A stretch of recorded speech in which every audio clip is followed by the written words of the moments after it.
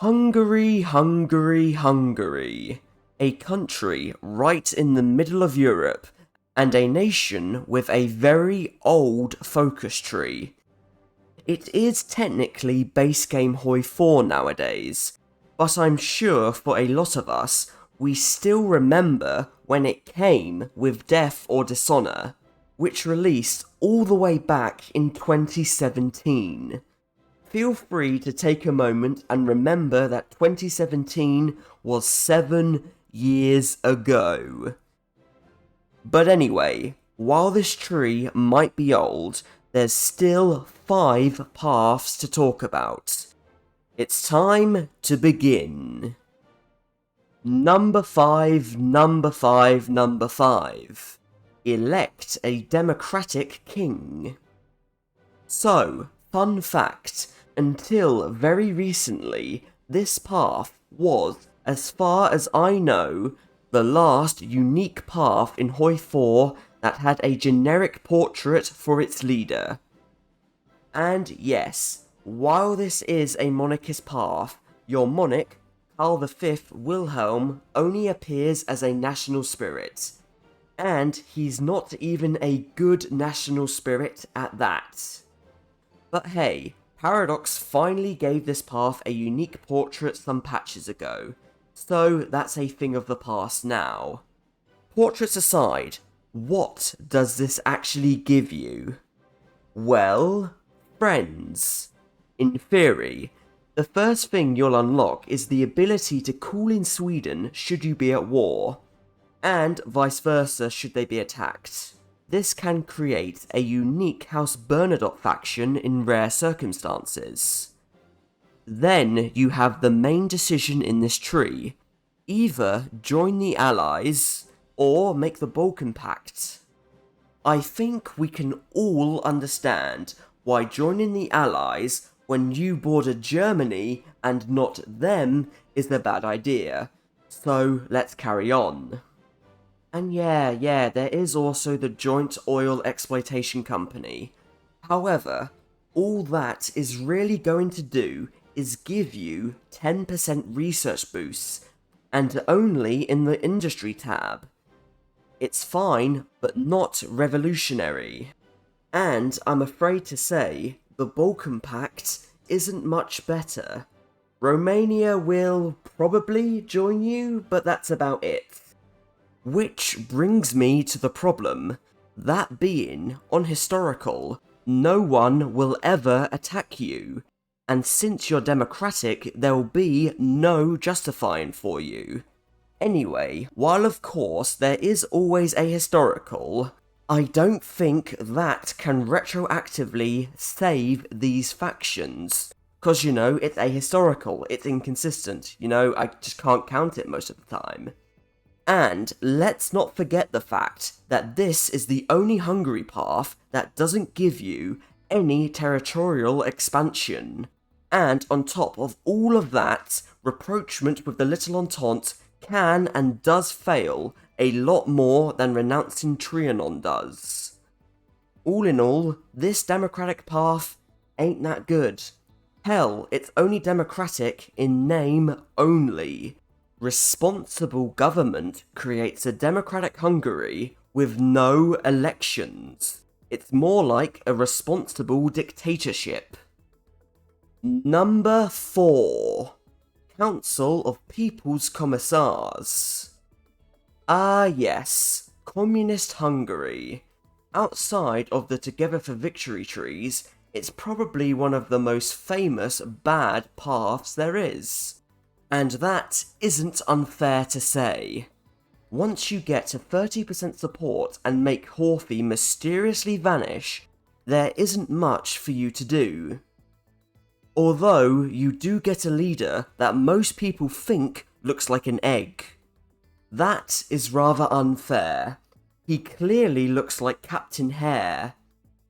The Hungarian Red Army is alright, since it gives 5% recruitable population, which, outside of extra land, is the best buff any path exclusively gives. But then there's Join Comintern. This focus requires a monstrous 50% communist support to even do. Thank goodness you can just improve relations and join the Comintern, bypassing the focus that way. But, as many of you may remember, this wasn't always the case. Originally, if you did that, the focus would fail. Interestingly though, if you do the focus in time, you can actually get Bela Kun as your leader. I even made a video on it way back when. But then there's intervention in Czechoslovakia and pressure Romania, both of which are RNG fests. There's too many variables to count. Go to the Hoi4 wiki if you want to know them all. But if somehow you do get the land you want, this path's ugly secret is revealed. That being that you get no extra cores. At all. You'll have to garrison it all. And sure, you could release puppets, but you know, having cores is generally nicer. Yeah, I think it's pretty clear why this path is infamous. It feels completely unfinished. All in, this path has 8 focuses, and some of those are mutually exclusive. How Paradox of 2017 thought this was okay is beyond me. Oh, yeah. There is also the Revolutionary Council and the Union of Communist Soviets, a faction no one will ever join. Moving on. Number 3. Historical. The main issue with this path is that the best part of it is shared with another path, and I feel like that one does it just a little bit better. Fortunately for this one, it has an actual alternative path to play. The Pact of Rome. I'll be honest, when I started playing it, I was concerned that Austria would just be eaten by Germany anyway, just like what happened when we did the Stresa Front as France.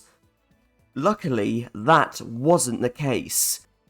However, I would still struggle to call this part of the tree good, for one simple reason. It causes Germany to be extremely weak.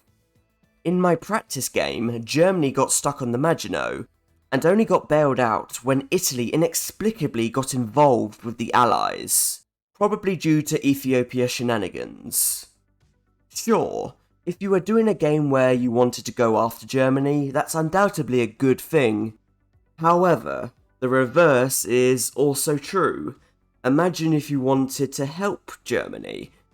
But that reminds me, during said practice, Italy also got stuck in its focus tree, and didn't progress further than Italy first, since on historical, the AI always tries to do the Pact of Steel. However, yeah, doing this path effectively screws over 2 majors at once. It's almost impressive, if I'm honest. Still, that being said, the Pact of Rome is just 3 focuses. 1 gives you Italy as an ally, and 1 prevents Anschluss. Acceptable in this tree, but outdated as hell in modern day Hoi4. Oh well, that's just 1/2 of the path. Number 2. Elect a fascist king. And this is that better path. So, what makes this path better than historical? The ability for this path to avoid all of interventionism's downsides. Sure, historical can get rid of the negative PP gain fairly easily, but this path avoids it entirely. You can go straight to trade deal with Germany and get the minus 15% consumer goods factor. There is also the extra PP and stability you'll get, since you'll have to do balanced budgets. Then there's reaffirmed territorial claims and its related focuses. Since this part is just the normal historical path, you should succeed without issue. Just spam out enough units to reach the requirements and the land will be yours. I know it isn't much, since this is basically the historical tree, plus a new monarch in the form of Friedrich Franz. I just had to decide which I felt was better. And at last, number 1. Invite the Habsburg Prince. Right, let's take it from the top. If any of you know your Bubbles Zest history, I've made a video explaining my dislike of Austria-Hungary's RNG before. But I know from experience that I still need to say this. I am fully, 100%, aware of the ways you can mitigate Austria-Hungary's RNG, integrate the railroads, improve relations, wait for Sudetenland, etc, etc, etc, etc. But even now, I still stand by what I said then. The way Austria-Hungary is set up right now is extremely, extremely bad. It's an RNG fest full of pain, suffering, and restarts.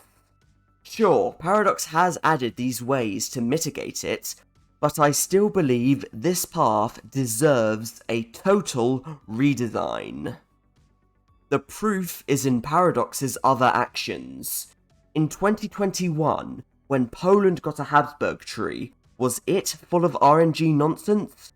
No, of course it wasn't. It has a consistent way of getting the checks, with decisions and the like. That is the system Austria-Hungary should have, and hopefully, one day, will.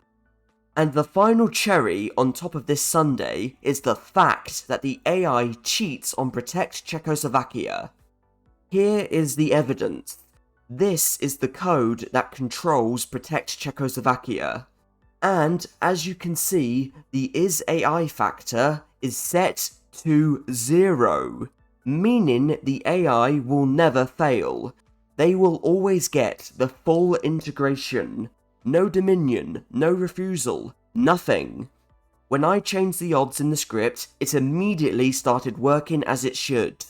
And until that is implemented into HOI 4, it is always morally correct to cheat on Protect Czechoslovakia. Fix it, Paradox, now. But alright, RNG nonsense aside, I am not blind to how strong Austria-Hungary is. I mean, come on. Habsburg Restored allows you to justify at 10% tension. Taking Austria can get rid of Trianon. Getting the checks for free pretty much makes you a major immediately. Then, yes, you'll have to capitulate Romania and Yugoslavia to integrate the empire, but that isn't much hassle. But there is another place where this tree does fall flat. And that is, once you've done March to the Shore, all the remaining focuses just give extra claims. I've said it before and I'll say it again. Claims are nice, but as a main benefit, they suck. There is also the elephant in the room, Germany going after the Sudetenland. Of course, you can use this to integrate the Czechs, but Germany can also use this to steamroll you. To be honest though, I am okay with this. It's a good challenge, with multiple different ways of going around to solving the problem. If anything should stay after a potential rework, this is one thing I would like to see. Obviously, Austria-Hungary is very strong, but there are so many caveats that just eat at me every time I play this path. And that is not even counting the over-appearance of Austria-Hungary in Ahistorical. That has to go too. I'm bored of seeing them so often. And that, as we say, is that. It was fun having a full look at Hungary. Recording all of the gameplay footage gave me a chance to give them all a fair shot, and if nothing else, that I can recommend. Play them all and see what you think. And so, until next time everybody, I thank you for watching, I do hope you've enjoyed it, and until we meet again, from me, Bubbles Zest. Goodbye.